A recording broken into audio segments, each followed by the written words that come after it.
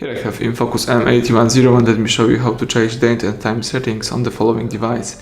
At the very beginning, let's use here the settings, scroll down, and here you need to find and select date and time. It's under device tab.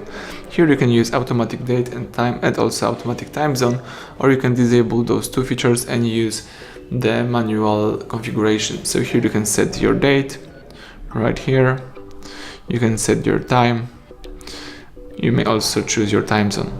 But if you would like to go back to automatic configuration, just enable those two features. Here you can also choose the date format. It could be also really useful. So that's it. Everything went well. Thank you for watching. Please subscribe our channel, leave a thumbs up under the video.